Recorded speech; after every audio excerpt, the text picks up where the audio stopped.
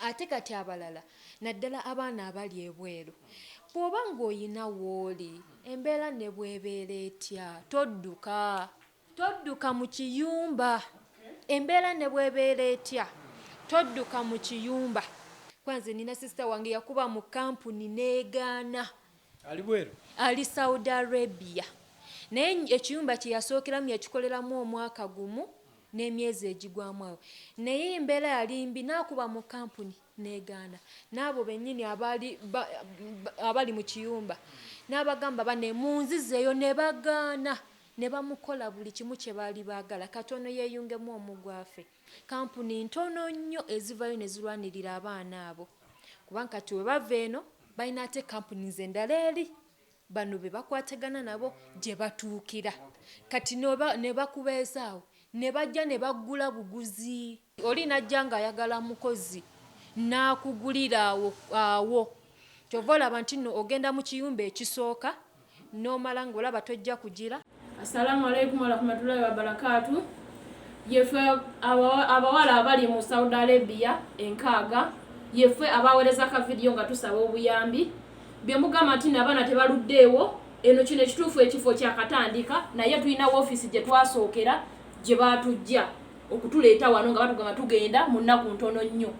Nyize nga nze omu ayogera gye nava ewa mukama wange nga nali nkola maze contract yange naye nga sisasulwa nga mmanja sente za mwaka nga tansasula bwe namusaba nga sente nga bankuba nga baŋŋamba bw'oba oyagala sente ekijja okusasula kijja ojja kukubwa nga bukubwa bw'oba oyagala sente zo sayininga tetugenda zikuwa ne ŋŋaana okusayininga ne baŋŋamba tambula otuviire era ne banfulumya ne ŋŋenda ku poliisi ye yandeeta ku woofiisi etabuuku gye nali nembeerayo kati okutuuka okusaba nenkubira nze woofiisi eyandeeta okuva e Uganda security link eyene Saudi Arabia injazi naye nabakubira tebalina kye bannyamba baŋŋamba guminkiriza kati myezi ena ntudde wano siraba yadde tiketi siraba sente z'emmanja za mwaka mulamba manje omutwalo gumu 8 riyalo eza Saudi.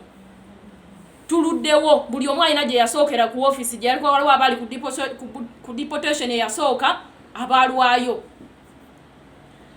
Nze maze nava mu kiyumba mu Gw'omusanvu last year kati naliko ku deportation nembeerako ku embase nembeerako ne wano wetuli ngenda kumala mwaka mulamba nga sikola eyo embase byegamba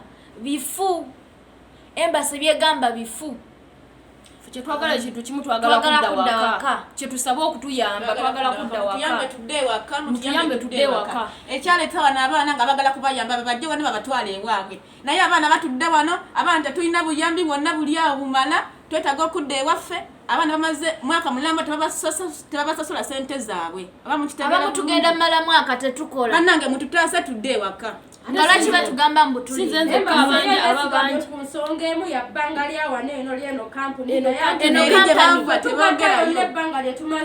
kampani nze najja wano mu Gwakubiri tumaze ebbanga ddene myezi 4 myezi 5 myezi 6 wano wo wakamala emyezi 3 nze namalako contract mukama wange okumusaba okunzizaayo yansula ku airport nga tangulidde tikiti nandekaawo okugenda ku poliisi ekundeeta wano maze omwezi mulanga kitundu.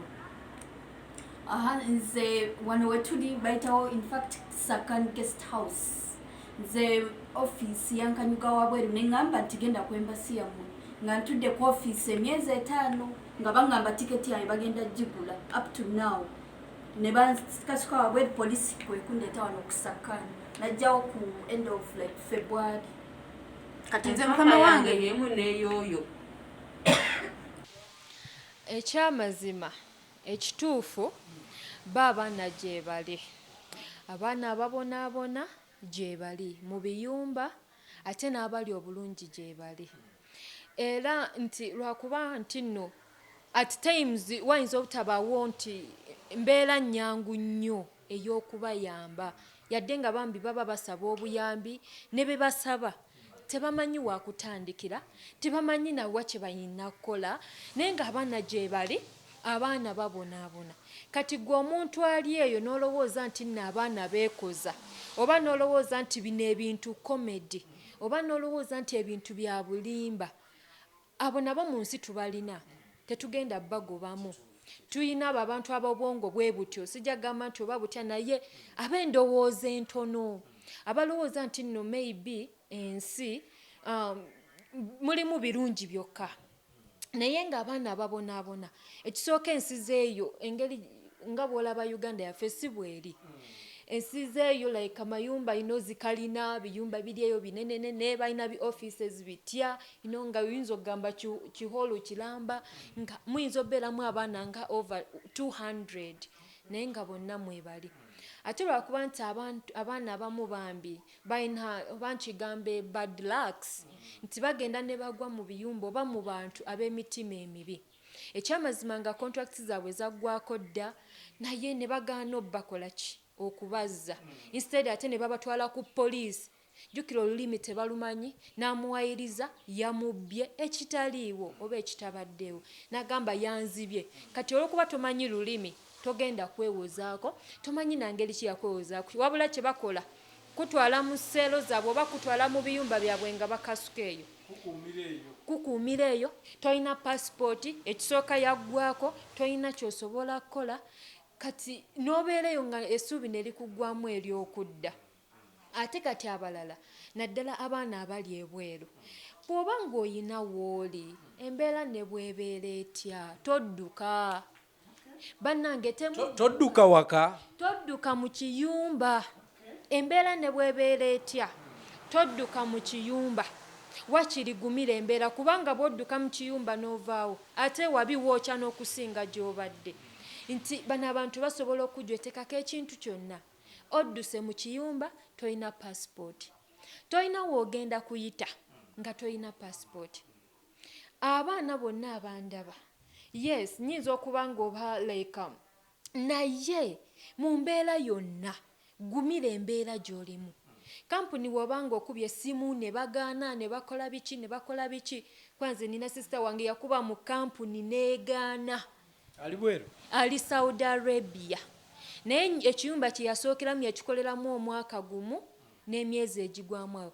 Naye embeera yali mbi n'akuba mu kampuni n'egaana. N'abo bennyini abali mu kiyumba n'abagamba bane munzizeeyo ne bagaana. Ne bamukola buli kimu kye baali baagala katono yeeyungemu omugwafe. Naye laba Katonda waleeta omuntu mu famire mwe nnyini n'amutunda mu famire endala nga ye option yokka eyaliwo. Naye yagamba nalisobola kudduka mu kiyumba kubanga ebweru wookya nnyo n'okusinga.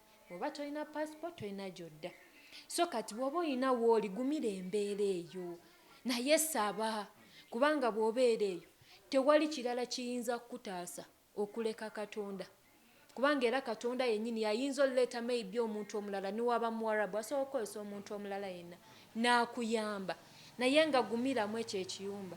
Kati bano abaana abakaaba bambi abali mu kiyumba ekyamazima yadde mukaaba tubayambe naye oluusi tuba tetulina wakutandikira. Muli abaana 6 mu kiyumba kati weebuuza otandikirewa.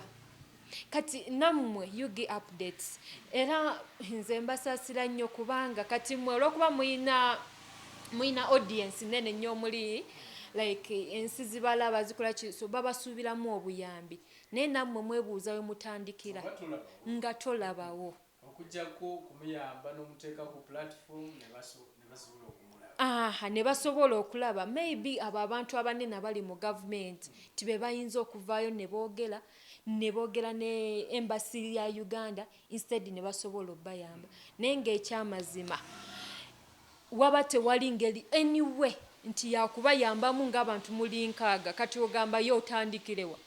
Byetaagisa passports, byetaagisa ogenda ku poliisi, byetaagisa ogenda ku embassies. Ekyamazima nga kyetaaga government ku government. Ate kati kiri too much.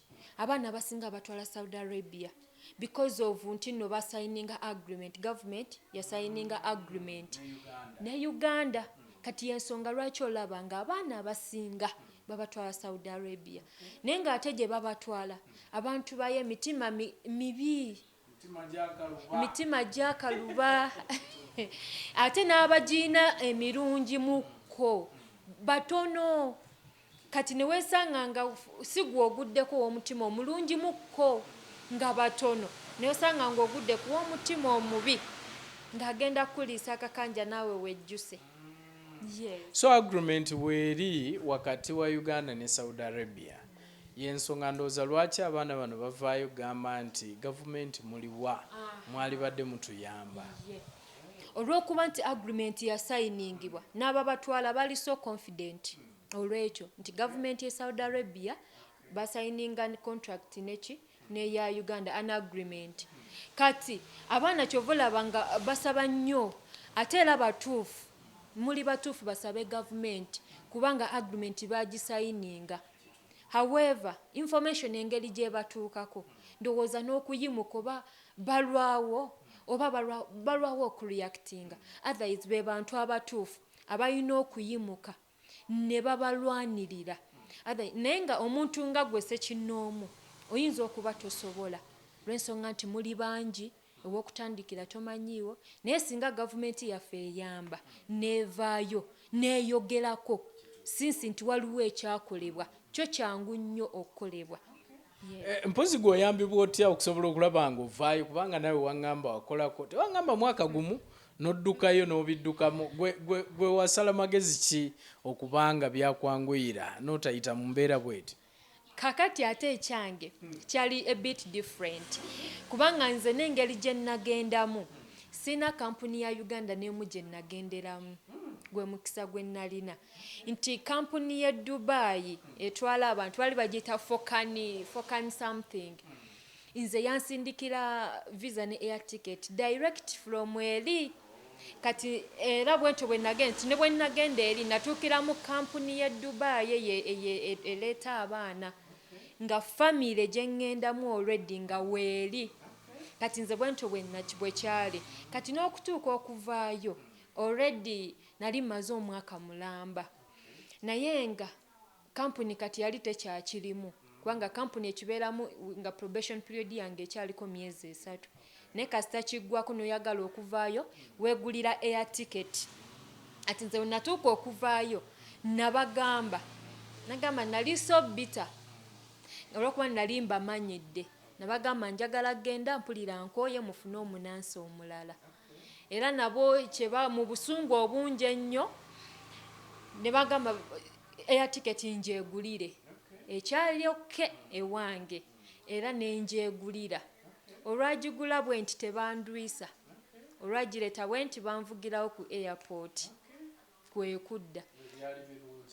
Kati nze Katonda awo yannyambiramukko nti kati abaana ababonaabona nti like bagendera mu companies agendera mu company naye olumala okugenda ate bambi abamu company teziddamu kumanya kiba kiwedde company ntono nnyo ezivayo ne zirwanirira abaana abo kubanga kati we bava eno balina ate companies endala eri bano be bakwatagana nabo gye batuukira. Ate bw'otuuka eri nabo bakukwasa kampani endala. Nabo neogenda mu kampuni endala kati ne bakubeezaawo ne bajja ne baggula buguzi. Era ekintu ekyo mbadde ngenda kituukako nakuwulidde dda ng'oyogera ku kigambo ky'okugula nti obeera mu kiyumba ate oli najja n'akugula n'atwala oba odda ku ofiisi ne bagula. Ebintu bino tetuli ddala mu oli ayinza okugamba kati tuli modern slave trade. Oli ayinza okwogera bw'atyo nti kati kye tulimu kuba bw'owulira nti bakuguze ffe wano tukozesa luzungu mbulebe export ffe ne twogera bwe tutyo ne tukomaawo nti tututta obukugu eri naffe okukola emirimu. Kati lwakuba nti n'abantu tuli so desperate ennaku zino naye nga for sure eri ndooza ebiri ebyaliwo edda byebikomyewo kati bye bayitanga slave trade byebikomyewo lwakuba nti kati abantu bo bakiyisaako amaaso nti labor export ebyo kusiiga kazigo naye nga tulaba nti kuba kampuni etwala group netwala abaana nga 30 ne babaako gye babatuusiza ku kampuni kati ne bajja ne babagula buguzi oli najja ng'ayagala mukozi n'akugulira awo kyova olaba nti nno ogenda mu kiyumba ekisooka n'omala ng'olaba tojja kugira kiyumba ekisooka ye nnyumba esooka oba amaka agasooka olwakuba tyogenda mu maka agasooka. Probation period ya myezi 3 era egigwako nga tocomplaininga. Kakati bwe kiggwa nti obeerayo olina reportinga singa oba tosoboleyo immediately n'obagamba munzize ku kampuni sijja kusobola oba n'okuba ku kampuni ne bakukima so ne bakuzaayo. Kati oba kuzaayo nga yo family tejja kusobola endala nga bali bakufunirayo family endala ng'era ogenda era oba tosoboleyo ng'era bakuzza. Kati oba kufunira endala mulimu abaana nga batambudde mu biyumba bingi agenda ofuna ekiyumba kyatereddemu ng'atambudde mu biyumba nga 5. Contract yawe bategenda kati wanga muve eno nga musayinize contract ya myaka 2 kati nabali okusasula tebamalaayo kubanga baba bagenda bamalayo singa oba ddala omanyi ogenda kukola obeerewo naye nabo tebamalayo sente zaabwe. Kati kyova olaba nti nno contract bagenda ogigira osayininga emyaka 2 nga bamanyi nti really ogenda kukola ki ogenda kukola oteredde. Kyova olaba nti probation period ya myezi 3 ezo mwolina okomplainingira. Kyova olaba nti woba tocomplaininze myezi 3 tocomplainingira ddala.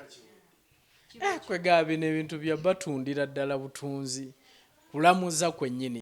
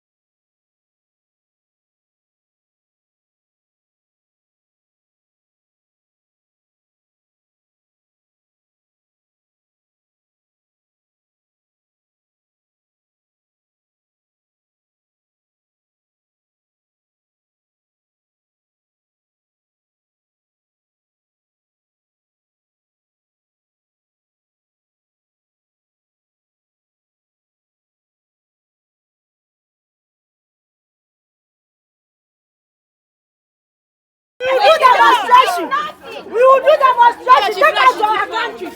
We have families.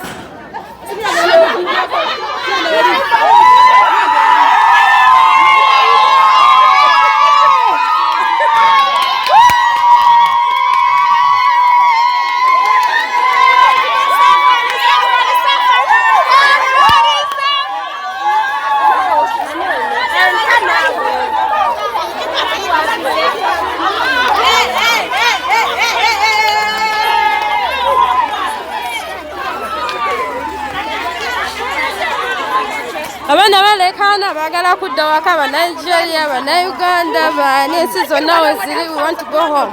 Baturisiza ebbanga ddene ensi zonna ziri wano ku Sakani we tuli. Yeah. Bavi quiz. Tubikoye. Twagala kuddaka.